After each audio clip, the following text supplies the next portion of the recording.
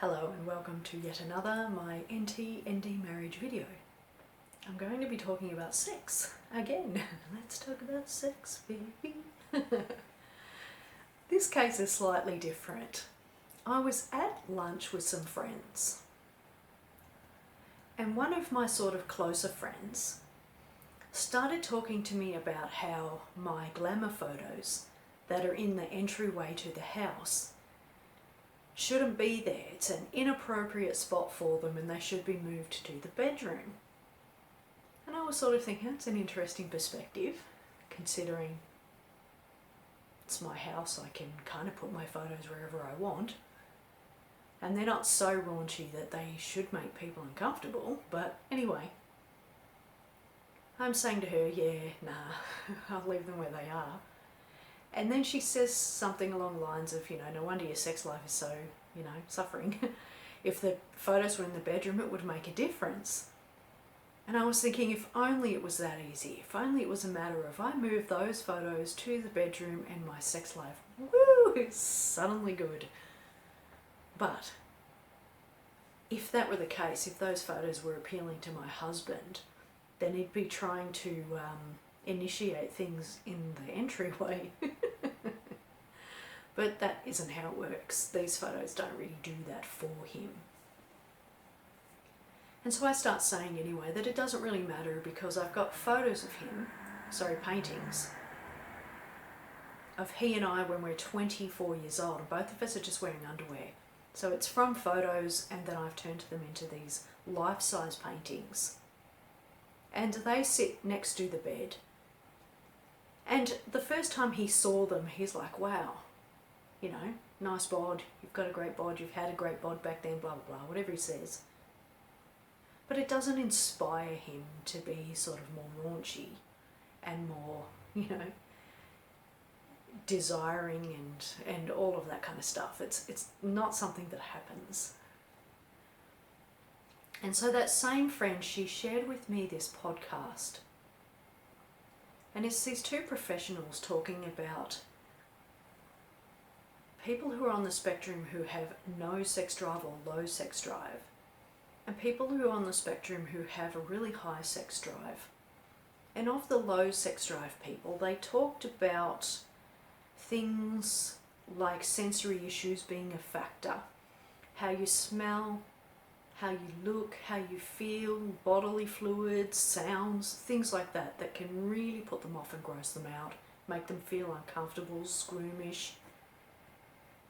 On the other side, you've got people who are hypersexual who are usually doing things like pornography, and usually they're watching a lot of porn and not actually having sex with their partners. They just want that disconnected sex that you get from just watching others do it on a screen.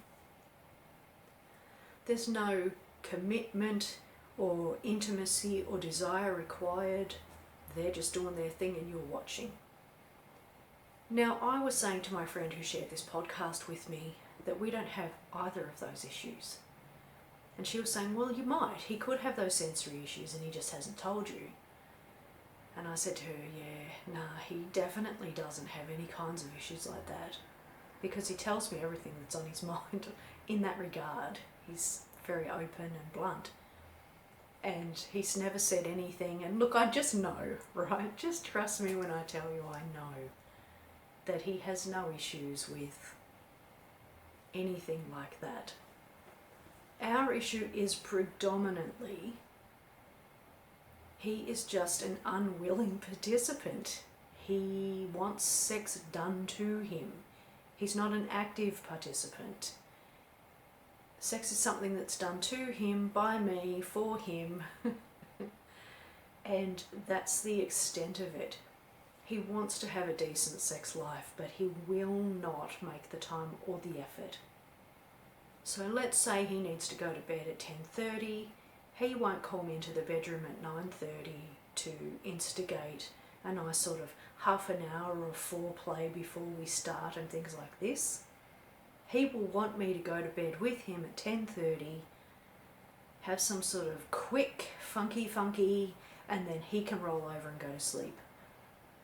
So it's not that he doesn't have a sex drive. He would like to do it probably once or twice a week, once or twice a month. I suppose that's relatively healthy. He wanted it more often when we were younger, but he still didn't want it as often as I did. But he just doesn't want to put in the effort. He's just not, well, I wouldn't say he doesn't want to. He just doesn't. I think he thinks in his mind that he kind of wants to, but he can't find the time, he doesn't make the time, he's not interested in making the time. And he will just let me do all of the work. If we start something and I say, hey, let's try this position, let's try that position, let's do this, let's do that, he will actively go along with it. No dramas. But he's not an instigator himself. He just wants to lay there and just let it be done to him. Let me do the work, I suppose. Let me control where it's going. And I don't mind that to a degree. I mean, I don't want to be out of control. I don't want to feel like, you know, that I'm not in control. Like, if we're doing something and he suddenly starts strangling me, that's definitely not something I need to laugh at. I would feel out of control and probably deck him. Don't touch me. You know, don't put your hands on me. I have an issue with that. So obviously I want to not be out of control. I don't want to be too controlled. Hang on, let me say that again. I don't want to be controlled. But I don't mind if he participates as well and does a little something here or something there, but he doesn't really work that way. He doesn't learn what I like, do what I like, do the foreplay that I like, say the things that I want to hear. It isn't like that. I think he just is struggling in that regard and doesn't really understand the concept, or I don't know. It's very complicated. But also at that luncheon, one of the other ladies there heard my friend telling me that I should remove those photos from the foyer. Heard me saying that I've got the paintings in my bedroom, and she says to me, what colour's your bedroom? I said, it's predominantly red. Red. Red doona covers and such. And this lady instantly starts telling me, no, no, no, you've got to take the red out, you've got to take the red out, you've got to take the red out. And I'm coming back with this remark and that remark. And she doesn't know me well at all. She doesn't know my situation. She's telling me red's a sensory overload. And again, I'm thinking if it was that easy, we would have had a great sex life in the previous houses we lived in where there wasn't red in the bedrooms. And the whole point of putting red in the bedrooms was to spark some sort of passion, which didn't really work. Anyway, so I end up getting in a little bit of a debate with this lady, and in the end I said to her, lady, listen, I like the colour red, he likes the colour red, I want to keep the colour red in the bedroom. I'm not taking it out just because you said so. That makes no sense to me whatsoever. And not only that, I know my husband, I know my situation, I know it won't make a difference. He is just not going to be somebody who is an active participant in his sex life. He's just mentally not capable. So, yes, that's my son being loud in the next room. Anyway, that's my latest sex discussion with some friends, and just interesting to see how it all plays out and people's perspectives, the types of feedback you get, sometimes a little bit of advice you haven't asked for. But getting back to those two experts, I haven't spoken to a single person who's been able to remedy our sex life. There's nobody who's ever hit the nail on the head who has figured him out and worked out some type of thing that would have worked. And I say would have because if we were to go to a sex therapist now who said to him, I want the two of you to lie on the bed fully clothed while you just touch her from head to toe. And then he says, all right then, and does it.